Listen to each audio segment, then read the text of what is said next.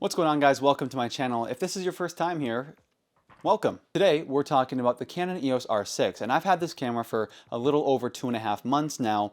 And the reason why I've been radio silence on it is because I wanted time with it, time to test it, time to use it, time to feel it out and get the kinks and, oh wait, no, that's not the right word. See where its quirks are. Quirks was the word I was going for. Because this is a semi-controversial camera, I wanted to make sure that I was putting the right message out there about it and that I was confident in what I was saying. I really wanted to show off the capabilities of this camera in this video for different purposes. For the people who are interested in some more like the travel cinematic kind of qualities of this camera, but also those who are looking for a camera that they can just document life with, take good photos, take good video, and feel confident that this is a tool they can trust to capture and preserve memories for a lifetime. Because at the end of the day, isn't that what we all want a camera for? I mean, for me, it's to make money, of course, but and I think the biggest thing that you guys may have heard about with this camera is the overheating issue. And for me, I have not run into this problem yet. We might run into it today because we've been filming in 4K. But just a disclaimer, an accessory that I've used and that I had purchased day one of getting the R6 was the Atomos Ninja 5. And that's because I just didn't want to have to worry about overheating, deal with overheating. And I knew that that was a good way to semi-bypass that problem. In 4K 24 or 30, full frame, 10-bit, you're not going to overheat.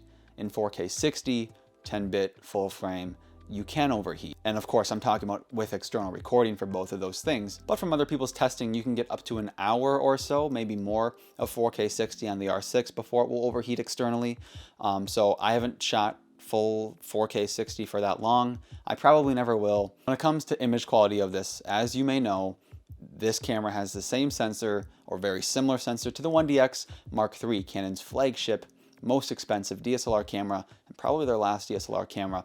It's an excellent image sensor that produces stunning quality, and things that are more nuanced like low light performance, color reproduction, it really hits the nail on the head with those. I would argue that this camera might be Canon's best performer in low light alongside the 1DX Mark III. Because of its lower megapixel count of 20 point something, each pixel within the sensor is larger, meaning that it can gather more light, and the problem of high ISO noise will be less apparent. Ultimately, I've found it usable up to 51,000 ISO, and with some post-production cleaning up, you can certainly make that work and look perfectly fine. One problem that has been stated constantly is the yellow/orange cast that this camera has that no other Canon cameras really share, and I did notice that right away. So if you're willing to use the in-camera correction as well as shoot in 10-bit so that you can tweak some things in post, this will not be a problem at all. Lensing for this camera has been a lot of fun, in my opinion.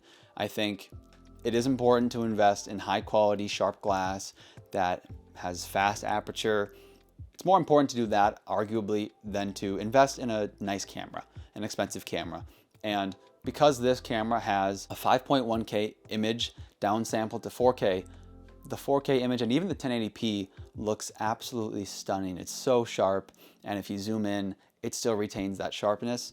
And so for me, to kind of combat that really sharp image, not that going for a soft image is the goal, but because I had that sharpness within the sensor, within the camera, that kind of opened the door to pick different lenses that have different characteristics that might not be optically the most sharp, the most perfect, but for me, my go-to lenses are the old Canon 50mm 1.4 that came out in the 1990s, I believe, and the Tamron 24-70 version 1. So not the new G2, but the version 1 that's a little bit softer, has a little bit worse vignetting, and I still love the images that I'm getting out of those and don't have to worry about sharpness because the overall image just looks fantastic. So who would I recommend this camera for? If you're a wedding shooter like I am, you don't have to worry about overheating on your wedding days. I've shot 3 weddings with this camera so far, and I'm planning on doing many more, and I haven't overheated once.